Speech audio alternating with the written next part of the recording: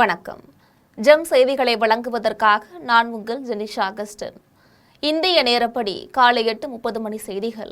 முதலில் ஜெம் தலைப்பு செய்திகளை காணலாம்.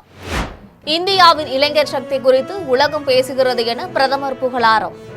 இந்திய இளைஞர்கள் தங்களது வாய்ப்புகளை பயன்படுத்திக் கொள்ள வேண்டும் என வலியுறுத்தல். முதலமைச்சர் ஜோசப் விஜய் தலைமையில் ஜூன் 29, 30 ஆகிய தேதிகளில் IAS, IPS மற்றும் IFS அதிகாரிகளுடனான 2 நாள் மாநாடு. சட்டம் ஒழுங்கு நிலைமை குறித்து பேசப்படும் என எதிர்பார்ப்பு. திராவிட மாடல் அரசு நீட் ஒழிப்பிற்காக எடுத்த உறுதியான நடவடிக்கைகளை தாவேக அரசும் சமரசமின்றி தொடர்ந்திட வேண்டும். எதிர்க்கட்சித் தலைவர் உதயநிதி வலியுறுத்தல்.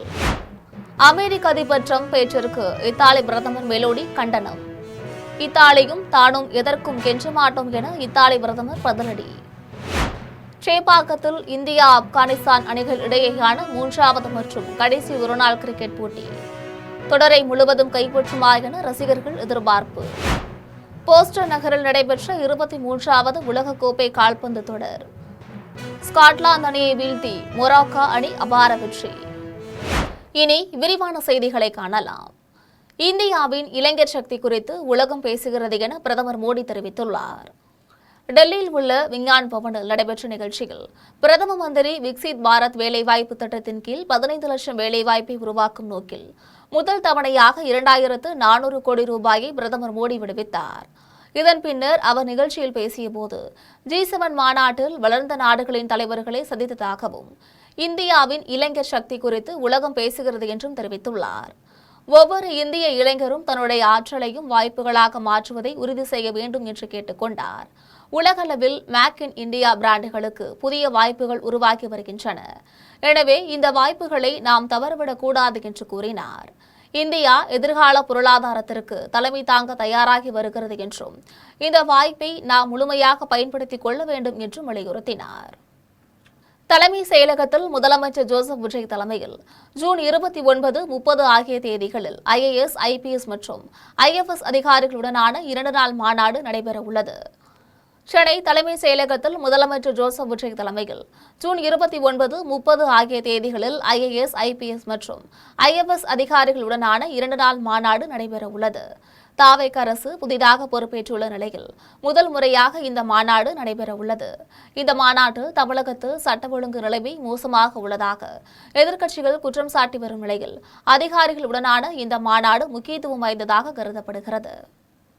திராவிட மாடல் அரசு நீட் ஒழிப்பிற்காக எடுத்த உறுதியான நடவடிக்கைகளை தாவேக அரசும் சமரசமின்றி தொடர்ந்திட வேண்டும் என்று எதிர்க்கட்சித் தலைவர் உதயநிதி வலியுறுத்தியுள்ளார். எதிர்க்கட்சித் தலைவர் உதயநிதி தனது சமூக வலைதள பக்கத்தில் பதிவிட்டுள்ளார். அதில் நீட் தேர்வுக்கு தயாராகி வந்த சேலத்தை சேர்ந்த கோபிகா தேர்வு அச்சத்தில் தன்னுடைய உயிரை மாய்த்து கொண்ட சம்பவம் அறிந்து அதிர்ச்சியையும் வேதனையும் அடைந்துள்ளதாக தெரிவித்துள்ளார். எப்படியும் டாக்டராகி விடுவார் என்று ஆசையாய் வளர்த்த கோபிகாவின் பெற்றோருக்கு தன்னுடைய இரங்கலை கூறினார். மோசடியான நீட் தேர்வை ஒன்றிய அரசு ஒழித்தே ஆக வேண்டும் என்று கூறினார். திராவிட மாடல் அரசு நீட் ஒழிப்பிற்காக எடுத்த உறுதியான நடவடிக்கைகளையும் சட்ட போராட்டத்தையும் தாவேக அரசு சமரசமின்றி தொடர்ந்திட வேண்டும் என்று வலியுறுத்தினார். இந்த நேரத்தில் நீட் தேர்வுக்கு தயாராகும் மாணவர்கள் எக்ஸாம் ஸ்ட்ரெஸ்ஸுக்கு ஆளாகாமலும் தவறான முடிவுகளை எடுக்காமலும் தன்னம்பிக்கையுடன் இச்சூழலை எதிர்கொள்ளுமாறு கேட்டுக்கொண்டார். இத்தாலியும் தானும் எதற்கும் கெஞ்ச மாட்டோம் என இத்தாலி பிரதமர் மெலோனி தெரிவித்துள்ளார். அமெரிக்க அதிபர் டிரம்ப் தனியார் தொலைக்காட்சியில் பேட்டியளித்த போது பிரான்ஸ் நாட்டில் நடைபெற்ற G7 மாநாட்டில் இத்தாலி பிரதமர் மெலோனி தன்னுடன் புகைப்படம் எடுக்க வேண்டி கெஞ்சியதாக கூறியிருந்தார். இத்தாலி பிரதமர் குறித்த டிரம்பின் இந்த பேச்சுக்கு பல்வேறு தரப்பினரும் கண்டனம் தெரிவித்து வரும் நிலையில் டிரம்பின் பேச்சுக்கு எதிர்ப்பு தெரிவித்துள்ள தனது அமெரிக்க பயணத்தை இத்தாலியின் வெளியுறவு அமைச்சர் அண்டோனியோ தஜானி ரத்து செய்துள்ளார். இது தொடர்பாக இத்தாலி பிரதமர் மெலோனி வீடியோ ஒன்றை வெளியிட்டுள்ளார்.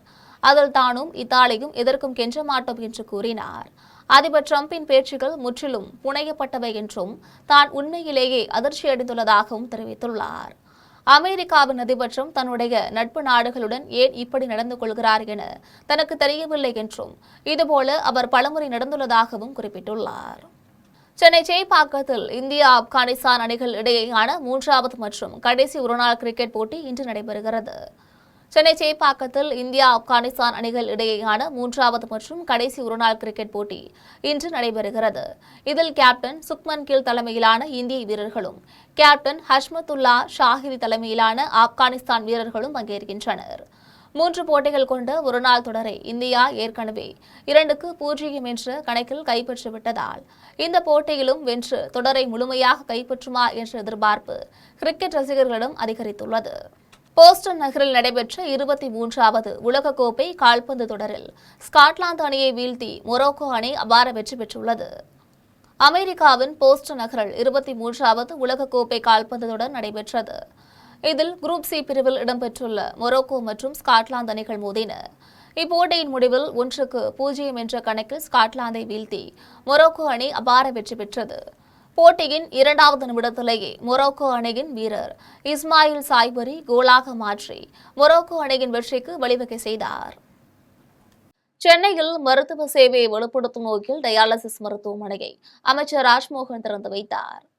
சென்னை புரசைவாக்கத்தில் கடந்த 30 ஆண்டுகளாக மருத்துவ சேவை செய்து வரும் நாராயணா மருத்துவமனையில் டயாலிசிஸ் மற்றும் டேகேர் கீமோ போர்ட் தெரப்பி மையத்தின் புதிய கட்டிடம் திறப்பு விழா நடைபெற்றது. இதில் தமிழ்நாடு பள்ளிக்கல்வித்துறை அமைச்சர் ராஜ்மோகன் சிறப்பு விருந்தினராக கலந்து கொண்டு ரிப்பன் வெட்டி கட்டிடத்தை திறந்து வைத்தார். அவரை மருத்துவமனை நிறுவனர்கள் பூங்கொத்து கொடுத்து வரவேற்றனர். தொடர்ந்து புதிய கட்டிடத்தில் உள்ள வசதிகள் குறித்து அமைச்சர் மருத்துவமனை நிர்வாகத்தினரிடம் கேட்டறிந்தார். இந்நிகழ்வில் மருத்துவமனை நிறுவனர் சீனிவாசன், அவரது துணைவியார் வரலட்சுமி, மருத்துவர்கள் மற்றும் செவிலியர்கள் உள்ளிட்டோர் பங்கேற்றனர். மேகதாது அணை கட்டும் நிலைப்பாட்டில் கர்நாடக அரசு உறுதியாக இருப்பதாக துரைமுருகன் எச்சரித்துள்ளார். வேலூர் மாவட்டம் காட்பாடியில் மேகதாது அணை விவகாரம் தொடர்பாக தமிழக சட்டப்பேரவையில் தீர்மானம் நிறைவேற்றப்பட்டது குறித்து திமுக முன்னாள் அமைச்சர் துரைமுருகன் செய்தியாளர்களை சந்தித்து பேசினார். அப்போது இப்படிப்பட்ட தீர்மானங்கள் பலமுறை நிறைவேற்றப்பட்டாலும் கர்நாடக அரசு இதை ஏற்றுக்கொண்டு பின்வாங்காது என்றும் மேகதாது அணை கட்டும் நிலைப்பாட்டில் அவர்கள் உறுதியாக இருப்பார்கள் என்றும் கூறினார்.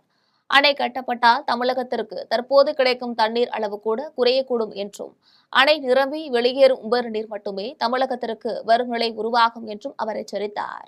தீர்மானத்தை வரவேற்பதாக தெரிவித்துள்ள அவர், அது மட்டும் போதாது என்றும் தமிழகத்தின் ஒட்டுமொத்த எதிர்ப்பை வெளிப்படுத்த அனைத்து கட்சி கூட்டம் கூட்டப்பட வேண்டும் என்றும் வலியுறுத்தினார்.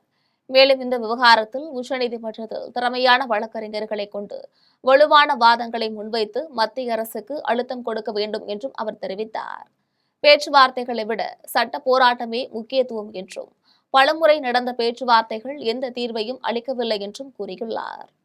தமிழகத்தில் பெண்கள் மற்றும் குழந்தைகளுக்கு எதிரான குற்றங்கள் அதிகரித்து வருவதாக தமிழ்நாடு தௌஹீத் ஜமாத் மாநில செயலாளர் முகமது அலி குற்றம் சாட்டியுள்ளார். கோவை மாவட்டம் உக்கடத்தில் பெண்கள் மற்றும் குழந்தைகளுக்கு எதிரான பாலியல் தொந்தரவு சம்பவங்கள் தமிழகத்தில் தொடர்ந்து அதிகரித்து வருவதை கண்டித்து தமிழ்நாடு தௌஹீத் ஜமாத் சார்பில் கண்டன ஆர்ப்பாட்டம் நடைபெற்றது. இதில் 100க்கும் மேற்பட்டோர் கலந்து கொண்டு தமிழக அரசிற்கு எதிராக கோஷங்கள் எழுப்பி பதாகைகள் ஏந்தி தங்களது எதிர்ப்பை வெளிப்படுத்தினர். இதனைத் தொடர்ந்து தமிழ்நாடு தௌஹீத் ஜமாத் மாநில செயலாளர் முகமது அலி செய்தியாளர்களை சந்தித்து பேசினார். அப்போது பெண்கள் மற்றும் குழந்தைகளுக்கு எதிரான குற்றங்கள் அதிகரித்து வருவதாகவும் தமிழக அரசு பெண்கள் பாதுகாப்பில் கூடுதல் கவனம் செலுத்த வேண்டும் என்றும் கூறினார். சில ஆண்டுகளுக்கு முன்பு தமிழகம் அமைதி பூங்காவாக இருந்ததாகவும் தற்போது நிலைமை மாறிவிட்டதாகவும் தெரிவித்துள்ளார். சிவகங்கை மாவட்டத்தில் சிவகங்கைக்கு பக்கத்தில் இருக்கக்கூடிய ஒரு பகுதியில் பெண் காவலரே ஒரு 3 நபர்களால் பாலியல் ரீதியான சித்திரவதைக்கு உள்ளாக்கப்பட்டு அவங்க 100க்கு அடிச்சு தான் என்ன செய்ய முடியுது, இன்னபிற போலீசாளர்கள் வந்து பெண் காவலரையே காப்பாற்ற முடிகிறது. புதுக்கோட்டை மாவட்ட ஆட்சியர் மற்றும் அவரது கணவர் மீது மோசமான ஊழல் குற்றச்சாட்டுகள் இருக்கிறது என்று தாவேக வேட்பாளர் சரீப் தெரிவித்துள்ளார். புதுக்கோட்டை சட்டமன்ற தொகுதியில் போட்டியிட்டுள்ள தமிழக வெற்றி கழக வேட்பாளர் KM சரீப் திமுக வேட்பாளர் முத்துராஜாவிடம் 1867 வாக்குகள் வித்தியாசத்தில் தோல்வியை தழுவினார். மீண்டும் மறு வாக்குப்பதிவு நடத்த சென்னை உயர்நீதிமன்றத்தில் வழக்கு தொடர்ந்தது குறித்து செய்தியாளர்களை சந்தித்து பேசினார். அப்போது வாக்கு எண்ணிக்கையில் குளறுபடி இருக்கிறது என்றும் 50க்கும் மேற்பட்ட வாக்குகள் கணக்கில் எடுத்துக் கொள்ளப்படவில்லை என்றும் குற்றம் சாட்டினார். இதுகுறித்து சென்னை உயர்நீதிமன்றத்தில் மனு தாக்கல் செய்துள்ளதாகவும் அந்த மனு விரைவில் விசாரணைக்கு வரவுள்ளது என்றும் கூறினார்.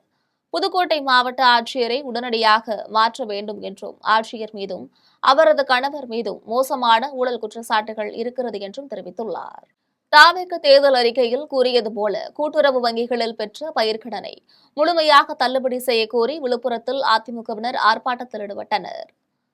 விழுப்புரத்தில் அதிமுக மாவட்ட செயலாளர் பசுபதி தலைமையில் நடைபெற்ற ஆர்ப்பாட்டத்தில் 1000க்கும் மேற்பட்டோர் கலந்து கொண்டனர்.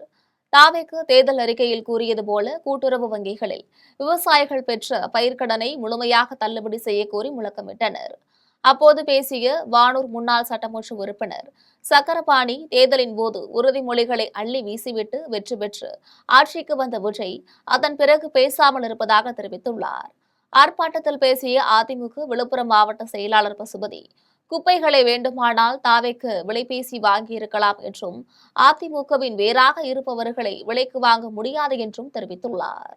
கோவை PSG தொழில்நுட்ப கல்லூரியின் கட்டுமான பொறியியல் துறை சார்பில் கட்டுமான பொருள்கள் மற்றும் கட்டமைப்புகளில் அண்மை கால முன்னேற்றங்கள் என்னும் தலைப்பில் பன்னாட்டு கருத்தரங்கம் தொடங்க உள்ளது.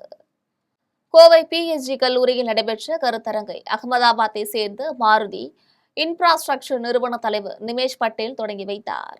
இதில் வெளிநாட்டு பல்கலைக்கழகங்களை சேர்ந்த பேராசிரியர்கள் கலந்து கொண்டு உரையாற்றினர். PSG தொழில்நுட்ப கல்லூரியின் முதல்வர் தைலா தலைமையில் கருத்தரங்கம் நடைபெற்றது.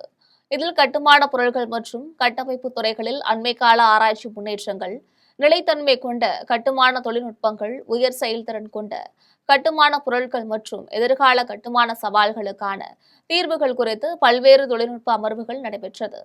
கருத்தரங்கம் மூலமாக கல்வி மற்றும் தொழில்துறைக்கு இடையேயான ஒத்துழைப்பை மேம்படுத்துவதோடு கட்டுமான துறையில் புதிய ஆராய்ச்சிகள் மற்றும் புதுமைகளை ஊக்குவிக்கும் வாய்ப்பு உருவாகும் என ஏற்பாட்டாளர்கள் தெரிவித்துள்ளனர்.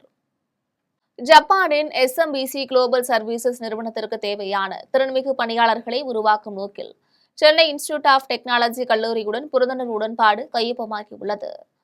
சென்னை அருகே குன்றத்தூரில் உள்ள சென்னை தொழில்நுட்ப கல்லூரியில் ஜப்பானின் சுமிடோமோ மிட்சுய் வங்கிக் கழகத்தின் SMBC குளோபல் சர்வீசஸுடன் ஒரு புரிந்துணர்வு உடன்பாடு கையொப்பமானது. இவ்விழாவில் ஜப்பான் நாட்டின் துணை தூதர், SMBC குளோபல் சர்வீசஸ் தலைமை நிர்வாக அதிகாரி ஆகியோர் கலந்து கொண்டனர். நிகழ்ச்சியில் இந்தியாவின் பாரம்பரிய நடனமான பரதநாட்டியத்தையும் ஜப்பானின் பாரம்பரிய நடனத்தையும் கல்லூரி மாணவர்கள் நிகழ்த்தி காட்டினர். தொடர்ந்து ஜப்பான் மொழியில் பாடல்களை பாடி மாணவர்கள் சிறப்பு விருந்தினர்களை வரவேற்றனர். திறமையுடன் வேணுமோ அதுக்கு தகுந்த மாதிரி சென்னை இன்ஸ்டிடியூட் ஆஃப் டெக்னாலஜி கூட ஜாயின் பண்ணி நிறைய சிலபஸ், அகடமிக் தேவையானதெல்லாம் டெவலப் பண்ணி அந்த டேலண்ட்டை அவங்க நர்ச்சர் பண்ண போறாங்க. அதுக்காக தான் இந்த MOU சைன் பண்ணியிருக்கிறாங்க. மாணவர்கள் கல்வி பெறுவது மட்டும் இன்றி கூடுதலாக பல்வேறு தனித்திறமைகளை வளர்த்துக் கொள்ள வேண்டும் என்று வேலூர் CMC மருத்துவமனையின் இயக்குநர் உதய் ஜார்ஜ் சக்காரியா தெரிவித்துள்ளார். வேலூர் காட்பாடி தனியார் பள்ளி விழா தாளாளர் ஹரிகோபாலன் தலைமையில் நடைபெற்றது. இதில் வேலூர் கிறிஸ்தவ மருத்துவக் கல்லூரி மருத்துவமனை இயக்குநர் உதய் ஜார்ஜ் சக்காரியா கலந்து கொண்டு பல்வேறு போட்டிகளில் வெற்றி பெற்ற மாணவ மாணவிகளுக்கு சான்றிதழ்களையும் பரிசு கோப்பைகளையும் வழங்கினார். அதன்பின் பேசிய அவர், இன்றைய காலகட்டத்தில் மாணவர்கள் கல்வியையும் தாண்டி அனைத்து திறன்களையும் வளர்த்துக் கொள்ள வேண்டும் என தெரிவித்துள்ளார். தங்களுக்குள் இருக்கும் தனித்துவத்தை வெளிக்கொண்டு வர கல்வி இல்லாமல் கூடுதல் தனித்திறன் மேம்பாட்டு பயிற்சிகளையும் எடுத்துக்கொண்டு முன்னேற்றம் அடைய வேண்டும் என கேட்டுக்கொண்டார்.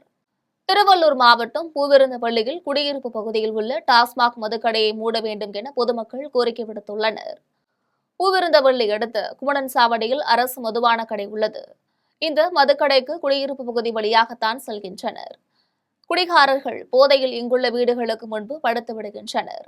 இருசக்கர வாகனங்களில் குடிக்க வருவோர் குடியிருப்பு பகுதியில் வேகமாக சென்று தகராறு செய்து வருகின்றனர்.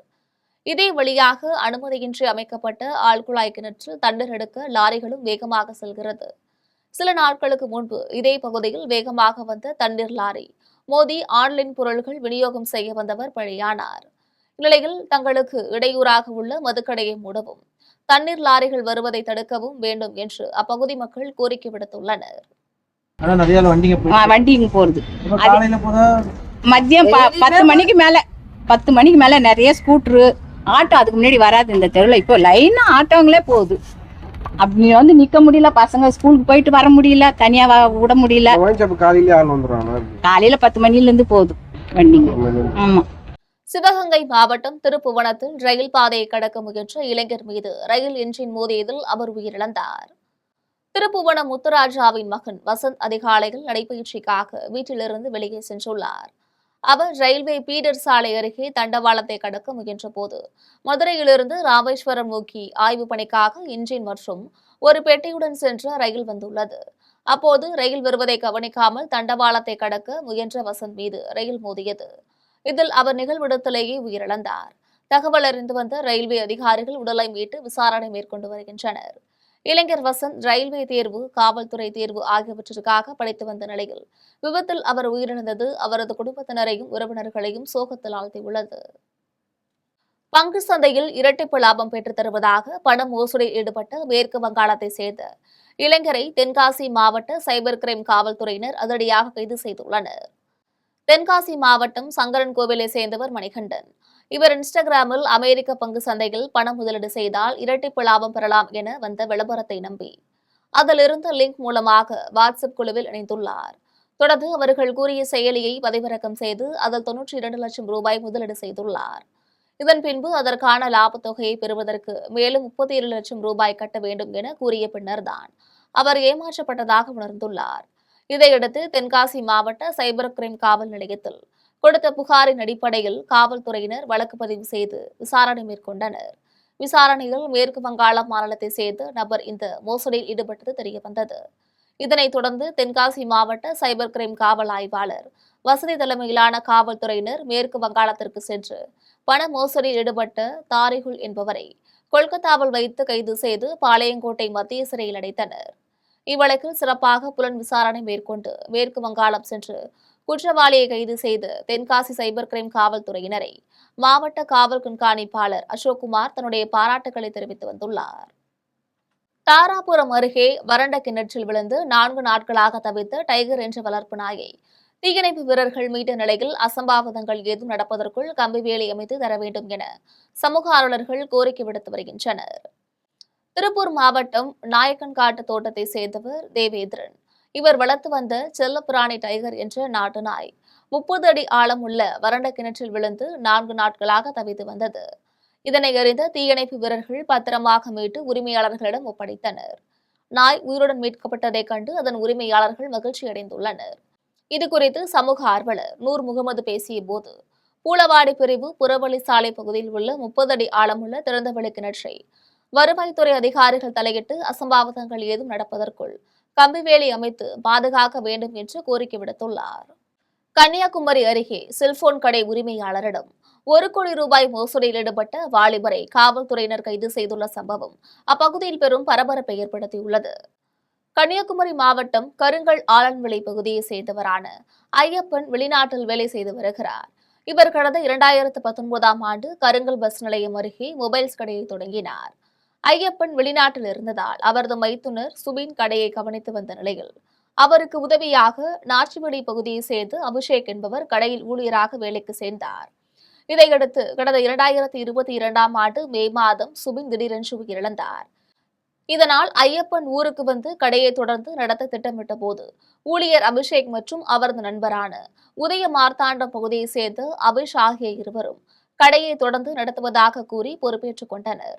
கடையின் அவசர தேவைகளுக்காக ஐயப்பனின் கையொப்பமிட்ட ஒரு வகையின் 10 வெற்று காசோலைகளும் கடையின் பயன்பாட்டில் இருந்த மொபைல் எண்ணும் இவர்களின் வசம் இருந்துள்ளன என்று கூறப்படுகிறது. இந்நிலையில் கடந்த 2025ஆம் ஆண்டு மே மாதம் ஐயப்பன் கார் வாங்குவதற்காக வங்கியில் கடன் பெற்ற முயன்ற போது அவரது பெயரில் 1 கோடி ரூபாய்க்கும் அதிகமாக கடன் இருப்பது தெரியவந்தது. இதுகுறித்து விசாரித்த போது மார்த்தாண்டத்தில் உள்ள ஒரு நிதி நிறுவனத்தில் ஐயப்பனின் பான் கார்டு, ஆதார் கார்டு நகல்களை பயன்படுத்தி அவரது கையொப்பத்தை போலியாக போட்டு கடன் பெற்றுள்ளது தெரியவந்தது. இதற்கிடையில் ஐயப்பன் தனது ஆடிட்டர் மூலமாக கடை வங்கி கணக்குகளை சரிபார்த்தார். அப்போது இவர்களின் வசம் இருந்த மொபைல் எண்ணிற்கு வந்த OTP மற்றும் பாஸ்வேர்டுகளை திருடி ஐயப்பனின் வங்கி கணக்குகளில் இருந்து அபிஷேக் மற்றும் அபிஸ் இருவரும் சேர்ந்து மொத்தமாக 97,75,000 ரூபாய் பணத்தை சட்டவிரோதமாக கையாடல் செய்திருப்பது கண்டுபிடிக்கப்பட்டுள்ளது. இதுகுறித்து பாதிக்கப்பட்ட ஐயப்பன் நாகர்கோவிலில் மாவட்ட காவல் கண்காணிப்பாளர் அலுவலகத்தில் புகார் அளித்தார். புகாரின் அடிப்படையில் அபிஷேக், அபிஷ், நிதி நிறுவன கடன் பிரிவு மேலாளர் ஷைபின் உள்பட 4 பேர் மீதும் காவல்துறையினர் வழக்கு பதிவு செய்து விசாரணை மேற்கொண்டு வரும் நிலையில் அபிஸ் கருங்கல் காவல்துறையினரால் கைது செய்யப்பட்டுள்ளார். தொடர்ந்து மற்றவர்களை காவல்துறையினர் தேடி வருகின்றனர். சீர்காழி புறவழி சாலையில் விபத்தில் உயிரிழந்தவரின் உடலை வாங்க மறுத்து அரசு மருத்துவமனை எதிரே உறவினர்கள் சாலை மறியல் போராட்டத்தில் ஈடுபட்டதால் பரபரப்பு ஏற்பட்டுள்ளது. மயிலாடுதுறை மாவட்டம் சீர்காழியை சேர்ந்தவரான சரவணன். இவர் தஞ்சையில் உள்ள தனியார் கல்லூரியில் தொழில்நுட்ப உதவியாளராக பணியாற்றி வந்தார். இவர் மாலை இருசக்கர வாகனத்தில் சிதம்பரம் சென்றுவிட்டு சீர்காழி திரும்பிய போது பின்னால் வந்த அடையாளம் தெரியாத வாகனம் மோதியதில் சம்பவ இடத்திலேயே சரவணன் பரிதாபமாக உயிரிழந்தார். விபத்தை ஏற்படுத்திய வாகனத்தின் பதிவெண் பலகை மற்றும் கண்டுபிடிக்கப்பட்ட நிலையில் வாகனம் அங்கிருந்து தப்பித்து சென்றுள்ளது. சரவணன் உடற்கூறு ஆய்வு செய்யப்பட்ட நிலையில் விபத்தை ஏற்படுத்திய வாகனத்தின் ஓட்டுநரை கைது செய்தால் மட்டுமே உடலை பெற்றுக் கொள்வோம் என கூறி உறவினர்கள் உள்ளிட்ட 200க்கும் மேற்பட்டோர் சீர்காழி அரசு மருத்துவமனை முன்பு சாலை மறியல் போராட்டத்தில் ஈடுபட்டனர். பேருந்தின் கூட்ட நெரிசல் காரணமாக ஆட்டோவில் பயணித்த 6ஆம் வகுப்பு மாணவன் உயிரிழந்த நிலையில் பள்ளி வேளையில் கூடுதல் பேருந்துகளை இயக்க நடவடிக்கை எடுக்க வேண்டும் என தென்காசி மாவட்ட ஆட்சியரிடம் பொதுமக்கள் மனு அளித்து வருகின்றனர். தென்காசி மாவட்டம் சேந்தபுரம் பகுதியில் பள்ளிக்கு செல்ல அரசு பேருந்து வசதிகள் போதிய அளவில் இல்லாததால் ஆட்டோவில் ஆபத்தான முறையில் பயணித்த மாணவன் உயிரிழந்த நிலையில் கூடுதல் பேருந்து வசதிகள் கேட்டு மாவட்ட ஆட்சியர் அலுவலகம் முன்பு அப்பகுதியை சேர்ந்த பொதுமக்கள் திரண்டு வந்து மனு அளித்தனர். மனுவில் தென்காசி மாவட்டம் மேலநீதிநல்லூர் ஊராட்சிக்கு ஒன்றியத்திற்கு உட்பட்ட சேந்தபுரம் பகுதியில் அரசு மேல்நிலைப்பள்ளி செயல்பட்டு வருகிறது என்றும் இந்த பள்ளிக்கு அப்பகுதியின் சுற்றுவட்டார பகுதிகளைச் சேர்ந்த ஏராளமான மாணவ மாணவிகள் சென்று கல்வி பயின்று வருகின்றனர் என்றும் தெரிவித்துள்ளனர். மேலும் பள்ளிக்கு செல்வதற்கு காலை 8:30 மணியளவில் ஒரு அரசு பேருந்து மட்டுமே சென்று வருகிறது. இந்த பேருந்தில் கூட்ட நெரிசல் காரணமாக பயணிக்க முடியாமல் ஒரு சில மாணவர்கள் ஆட்டோக்களில் அளவிற்கு அதிகமான முறையில் சென்று வருகின்றனர். இதன் காரணமாக ஆட்டோவில் பயணித்த 6ஆம் வகுப்பு மாணவன் கொடூரமாக உயிரிழந்த சம்பவம் ஒட்டுமொத்த கிராமத்தையும் துயரத்தில் ஆழ்த்தியுள்ளது.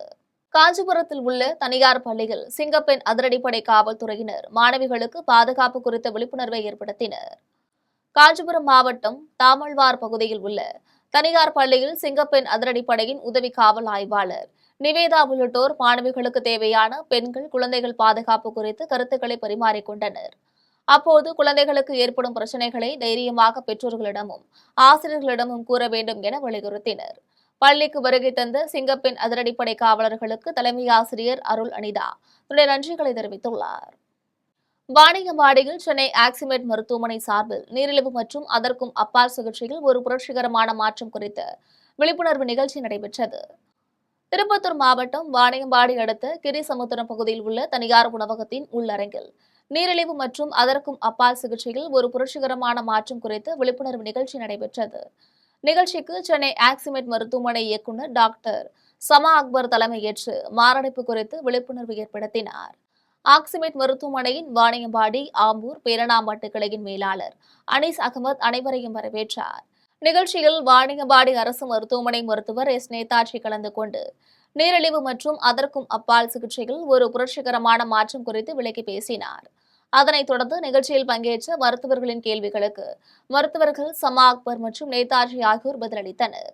நிகழ்ச்சியில் அரசு மருத்துவமனை மருத்துவர்கள் டேவிட் நிர்மல்குமார், பார்த்திபன், டாக்டர் சையத் கபில், நிக்கத் அன்றும், அப்சா, முஸ்கான், பாஸ்மின் உட்பட பலர் கலந்து கொண்டனர்.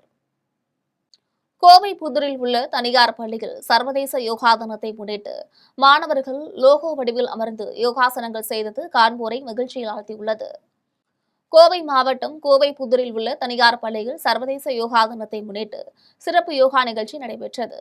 நிகழ்ச்சியில் 500க்கும் மேற்பட்ட மாணவர்கள் கலந்து கொண்டு மனிதன், இயற்கை மற்றும் ஆரோக்கியமான வாழ்க்கை முறையின் முக்கியத்துவத்தை வலியுறுத்தும் வகையில் நடைபெற்ற இந்த நிகழ்ச்சி அனைவரின் கவனத்தையும் ஈர்த்துள்ளது. இதில் பள்ளி நிர்வாகிகள், ஆசிரியர்கள் மற்றும் பெற்றோர்கள் என ஏராளமானோர் பங்கேற்றனர். திருச்சியில் மக்களவை எதிர்க்கட்சித் தலைவர் ராகுல் காந்தியின் 56வது பிறந்த நாளினை முன்னிட்டு காங்கிரஸ் கட்சியினர் கேக் வெட்டி கொண்டாடினர்.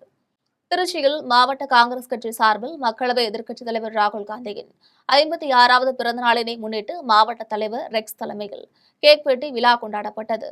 நிகழ்வில் மாநிலங்களவை உறுப்பினர் கிறிஸ்டோபர் திலக், காங்கிரஸ் கட்சியின் செய்தி தொடர்பாளர் வேலுசாமி, இந்திய யூனியன் முஸ்லீம் லீக் மாவட்ட தலைவர் ஹபீபுர் ரஹ்மான் மற்றும் நிர்வாகிகள் கலந்து கொண்டனர். தென்காசி மாவட்ட ஆட்சியர் அலுவலகத்தில் கோரிக்கைகளை வலியுறுத்தி போராட்டத்தில் ஈடுபட்ட உழவர்களுக்கும் காவல்துறையினருக்கும் இடையே வாக்குவாதம் முற்பட்டது. தென்காசி மாவட்ட விவசாயிகள் சங்க கூட்டமைப்பின் சார்பில் இரட்டைக்குளம் கால்வாய் திட்டம், செண்பகவல்லி அணை திட்டம் ஆகியவற்றை நிறைவேற்ற கோரியும் பயிர் காப்பீட்டுத் தொகையை உடனடியாக வழங்க கோரியும் ஆட்சியர் அலுவலகத்தில் போராட்டத்தில் ஈடுபட்டனர். அப்போது காவல்துறையினருக்கும் விவசாயிகளுக்கும் இடையே வாக்குவாதம் ஏற்பட்டது. போராட்டம் நடத்த தங்களுக்கு அனுமதி வேண்டும் என வலியுறுத்தியதுடன் வருவாய்த்துறையினர் காத்திருப்பு போராட்டம் நடத்தியதையும் சுட்டிக்காட்டினர். ஒரு அரசுக்கு தெரியப்படுத்துறதுக்காக ஒரு காந்திய வழியில ஒரு அமைதியாவில் ஒரு கூட்டம் போட்டு நம்ம எங்க கோரிக்கையை நிறைவேற்றணும்னு சொல்லி வந்தோம்யா. இதை மட்டும் ஏற்கனவே கடந்த திங்கட்கிழமை அன்னைக்கு மாவட்ட ஆட்சியரோடும் எங்கள் மாவட்ட துணைத் தலைவர் அவர்கள் மனு கொடுத்துருந்தாங்க. அதன் பேரில் இன்னைக்கு வந்தோம். வந்து எங்களுடைய கோரிக்கை முதன்மையான கோரிக்கை என்னன்னு கேட்டிங்கன்னா, விவசாய கடன் முழுமையாக தள்ளுபடி பண்ணணும். பயிர்க்கடன் தள்ளுபடி செய்ய வலியுறுத்தி குறைதீர்வு கூட்டத்திலிருந்து வெளிநடப்பு செய்த விவசாயிகள் சாட்டையால் தங்களை தாங்களே அடித்துக் கொண்டு போராட்டத்தில் ஈடுபட்டதால் பரபரப்பு ஏற்பட்டது. சேலம் மாவட்ட ஆட்சியர் அலுவலகத்தில் விவசாயிகள் குறைதீர்ப்பு கூட்டம் நடைபெற்றது. தொடர்ந்து கூட்டுறவு பயிர்க்கடனை தேர்தல் வாக்குறுதியின்படி முழுமையாக தள்ளுபடி செய்ய வலியுறுத்தி தமிழக விவசாயிகள் சங்கத்தினர் குறைதீர்வு கூட்டத்திலிருந்து வெளிநடப்பு செய்தனர். பின்னர் மாவட்ட ஆட்சியர் அலுவலகம் முன்பு மண்டியிட்டு அமர்ந்து சாட்டையால் தங்களை தாங்களே அடித்துக் கொண்டு போராட்டத்தில் ஈடுபட்டனர். மேலும் தமிழக அரசுக்கு எதிராக கோஷங்கள் எழுப்பியதால் அங்கு பரபரப்பு ஏற்பட்டது. இதனைத் தொடர்ந்து தமிழக விவசாயிகள் சங்கத்தின் மாவட்ட தலைவர் பெரியண்ணன் தலைமையில் செய்தியாளர்களை சந்தித்து பேசினார். அப்போது அரசின் கடன் தள்ளுபடி அறிவிப்பு விவசாயிகளிடையே பிரிவினை ஏற்படுத்துவதாக குற்றம் சாட்டினார். தேர்தல் வாக்குறுதியின்படி கூட்டுறவு பயிர்க்கடனை முழுமையாக தள்ளுபடி செய்ய வேண்டும் என்றும் வலியுறுத்தினார். மேலும் அரசு வெளியிட்ட வெள்ளை அறிக்கை கண்துடைப்பு என்றும் விவசாயிகளை அவமதிக்கும் வகையில் அமைச்சர்கள் பேசி வருவதாகவும் குற்றம் சாட்டினார். இல்ல வெள்ள அறிக்கைங்கிறது வேற, பச்சை அறிக்கை அதெல்லாம் கண் துடைப்பு. எல்லா ஆட்சிகளும் வெள்ள அறிக்கை விடுகின்றார்கள், இவர்களும் விட்டிருக்கின்றார்கள். கடன் இல்லைன்னு சொன்னா நீங்க வாங்க இருக்க போறீங்களா? இப்ப இலவசமா கொடுக்கிற பொருட்களை எல்லாம் நிறுத்த போறீங்களா? அது என்ன விவசாயிகளுக்கு மட்டும் கொடுக்கறது உங்களுக்கு கஷ்டமா இருக்குது? ஆம்பூர் அருகே வீடுகளில் திருட முயற்சித்த முதியவரை தாக்கிய வடமாநில இளைஞரை அப்பகுதி மக்கள் பிடித்து தென்னை மரத்தில் கட்டி வைத்து சரமாரியாக அடித்து உதைத்த சம்பவம் அப்பகுதியில் பெரும் பரபரப்பை ஏற்படுத்தி வருகிறது. திருப்பத்தூர் மாவட்டம் ஆம்பூர் அருகே உள்ள மணியாரக்குப்பத்தில் விவசாயி பன்னீர்செல்வம் மற்றும் அவரது மகள் வசித்து வருகின்றனர். நிலையில் வீட்டிற்குள் நுழைந்து திருட முயன்ற வடமாநில இளைஞர்கள் வெளியே இருந்த முதியவர் பன்னீர்செல்வத்தை தாக்கியதாக கூறப்படுகிறது. இதையடுத்து வீட்டிற்குள் நுழைந்து டிவி உள்ளிட்ட பொருட்களை திருட முயன்ற போது அப்பகுதி மக்கள் தலையிட்டு ஒருவரை மடக்கி பிடித்து மரத்தில் கட்டி வைத்து தாக்கினர்.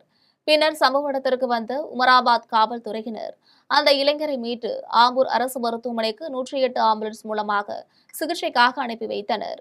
இந்த சம்பவம் குறித்து போலீசார் வழக்கு பதிவு செய்து விசாரித்து வருகின்றனர். கோபனாரி பழங்குடி கிராமத்தில் பொருளாதார ரீதியாக பின்தங்கிய நிலையில் உள்ள மாணவர்களின் தேவையை அறிந்து உதவிக்கரம் நீட்டிய தொழிலதிபர் உமா மகேஸ்வரிக்கு பொதுமக்கள் பாராட்டுகளை தெரிவித்து வருகின்றனர். கோவை மாவட்டம் கோபனாரி பழங்குடியினர் கிராமத்தில் உள்ள நடுநிலைப்பள்ளி மாணவர்களுக்கு இளம் தொழிலதிபர் மற்றும் விவசாயி உமா மகேஸ்வரி உதவிக்கரம் நீட்டியுள்ளார். பொருளாதார ரீதியாக பின்தங்கிய நிலையில் உள்ள மாணவர்களின் தேவையை அறிந்து நோட்டு புத்தகங்கள் மற்றும் விளையாட்டு உபகரணங்களை நேரில் வழங்கினார். இதுகுறித்து பேசிய உமா மகேஸ்வரி, பழங்குடியின கிராம பள்ளி குழந்தைகளின் கல்வி முன்னேற்றமே அவர்களின் எதிர்காலத்தை மேம்படுத்தும் எனவும் கல்வியே தலைமுறைகளை மாற்றும் சக்தி என்றும் தெரிவித்துள்ளார். தொடர்ந்து பழங்குடி மாணவர்களின் கல்விக்காக தொடர்ந்து உதவுவதாகவும் அவர் கூறினார். இந்த உதவிக்கு பள்ளி ஆசிரியர்கள், மாணவர்கள் மற்றும் பழங்குடியின பெற்றோர்கள் உமா மகேஸ்வரிக்கு நன்றியும் பாராட்டுகளையும் தெரிவித்து வருகின்றனர். பெட்ரோல், டீசல் சிலிண்டர் விலையை கட்டுப்படுத்த வேண்டும் என வலியுறுத்தி கோவில்பட்டியில் மார்க்சிஸ்ட் கம்யூனிஸ்ட் கட்சியினர் கண்டன ஆர்ப்பாட்டத்தில் ஈடுபட்டனர். தூத்துக்குடி மாவட்டம் கோவில்பட்டி பயணியர் விடுதி முன்பு பல்வேறு கோரிக்கைகளை வலியுறுத்தி மார்க்சிஸ்ட் கம்யூனிஸ்ட் கட்சியின் மாவட்ட குழு உறுப்பினர் ஜோதிபாஸ் தலைமையில் கம்யூனிஸ்ட் கட்சியினர் கண்டன ஆர்ப்பாட்டத்தில் ஈடுபட்டனர். அப்போது பெட்ரோல், டீசல் சிலிண்டர் விலையை கட்டுப்படுத்த வேண்டும், விலைவாசி உயர்வை திரும்பப் பெற வேண்டும், தொழிலாளர்களுக்கு எதிரான புதிய 4 சட்ட திருத்த மசோதாவை திரும்பப் பெற வேண்டும், 100 நாள் வேலையை ஒழித்து கட்டும் முடிவை கைவிட வேண்டும், தமிழக அரசு தேர்தல் வாக்குறுதியாக அளித்த விவசாயிகளுக்கான கடனை முழுவதுமாக ரத்து செய்ய வேண்டும் என்பன உள்ளிட்ட பல்வேறு கோரிக்கைகளை வலியுறுத்தி கண்டன கோஷங்களை எழுப்பினர். தம்மம்பட்டியில் சட்டவிரோதமாக ஆன்லைன் மூலம் லாட்டரி சீட்டு விற்பனை செய்த நபரை காவல்துறையினர் அதிரடியாக கைது செய்துள்ளனர். சேலம் மாவட்டம் தம்மம்பட்டியில் சட்டவிரோதமாக லாட்டரி சீட்டுகள் விற்பனை செய்யப்படுவதாக மாவட்ட காவல் கண்காணிப்பாளருக்கு புகார் வந்துள்ளது. இதன் அடிப்படையில் ரோந்து பணியில் ஈடுபட்டிருந்த காவல்துறையினர் சந்தேகத்திற்கு இடமாக நின்றிருந்த நபரை பிடித்து விசாரித்து வருகின்றனர். அதில் ஜோதிநகர் பகுதியைச் சேர்ந்த கார்த்திக் என்பவர் ஆன்லைன் மூலமாக சட்டவிரோதமாக லாட்டரி சீட்டு விற்பனை செய்தது தெரியவந்தது. தொடர்ந்து அவரிடமிருந்து செல்போன் பறிமுதல் செய்து சிறையில் அடைக்கப்பட்டனர். மயிலாடுதுறை மாவட்டம் திருநாங்கூரில் 54 ஆண்டுகளுக்கு பிறகு 7 நாள் தெப்பல் திருவிழா நடத்த அனுமதி அளித்த தமிழ்நாடு அரசுக்கும் நீதிமன்றத்துக்கும் மக்கள் நன்றி தெரிவித்துள்ளனர். மயிலாடுதுறை மாவட்டம் சீர்காழி அடுத்த திருநாங்கூரில் 54 ஆண்டுகளுக்கு பிறகு தெப்பல் திருவிழா நடைபெற உள்ளது. இதுகுறித்து 7 கோவில் ஆதனம் மற்றும் ஊர் மக்கள் சார்பில் செய்தியாளர் சந்திப்பு நடைபெற்றது. இந்த சந்திப்பில் பேசிய ஆதன பிரதிநிதி வேதராஜன், தமிழ்நாடு அரசு உறுதுணையாக நின்று உயர்நீதிமன்றத்தின் வழியாக தெப்பத் திருவிழாவை நடத்துவதற்கு சாதகமான ஆணையை பெற்றுத் தந்துள்ளதாக தெரிவித்துள்ளார். அந்த திவ்தேசங்களில் எழுந்தருளுள்ள ஸ்ரீ மணவாள மாமுனிகள் அவர்களினுடைய 656வது ஆண்டின் விசேஷத்தை கொண்டாடும்படியாகவும் அவர் செய்த தமிழ் 4000 திவ்ய பிரபந்தத்திற்காக அரும்பாடுபட்டு திவ்ய பிரபந்தத்தை தமிழை வளர்த்ததற்காகவும் அவரை முன்னிட்டு நடக்கக்கூடிய இந்த தெப்போற்சவமானது வரும் 7 நாட்கள் நடைபெற உள்ளது. மீண்டும் ஜெம் தலைப்புச் செய்திகள். இந்தியாவின் இளைஞர் சக்தி குறித்து உலகம் பேசுகிறது என பிரதமர் புகழாரம். இந்திய இளைஞர்கள் தங்களது வாய்ப்புகளை பயன்படுத்திக் கொள்ள வேண்டும் என வலியுறுத்தல். முதலமைச்சர் ஜோசப் விஜய் தலைமையில் ஜூன் 29, 30 ஆகிய தேதிகளில் IAS, IPS மற்றும் IFS அதிகாரிகளுடனான 2 நாள் மாநாடு. சட்டம் ஒழுங்கு நிலைமை குறித்து பேசப்படும் என எதிர்பார்ப்பு. திராவிட மாடல் அரசு நீட் ஒழிப்பிற்காக எடுத்த உறுதியான நடவடிக்கைகளை தாவேக அரசும் சமரசமின்றி தொடர்ந்திட வேண்டும். எதிர்க்கட்சித் தலைவர் உதயநிதி வலியுறுத்தல். அமெரிக்க அதிபர் டிரம்ப் பேச்சிற்கு இத்தாலி பிரதமர் மெலோடி கண்டனம். இத்தாலியும் தானும் எதற்கும் கெஞ்ச மாட்டோம் என இத்தாலி பிரதமர் பதிலடி. சேப்பாக்கத்தில் இந்தியா ஆப்கானிஸ்தான் அணிகள் இடையேயான 3வது மற்றும் கடைசி ஒருநாள் கிரிக்கெட் போட்டி. தொடரை முழுவதும் கைப்பற்றுமா என ரசிகர்கள் எதிர்பார்ப்பு. போஸ்டர் நகரில் நடைபெற்ற 23வது உலகக்கோப்பை கால்பந்து தொடர். ஸ்காட்லாந்து அணியை வீழ்த்தி மொராக்கோ அணி அபார வெற்றி. இத்துடன் ஜெம் செய்திகள் நிறைவடைகின்றன. மீண்டும் ஜெம் செய்திகள் மதியம் 1:30 மணிக்கு. உடனுக்குடன் செய்திகளை காண gemlive.tv என்ற இணையதளத்தில் இணைந்திருங்கள். நன்றி, வணக்கம்.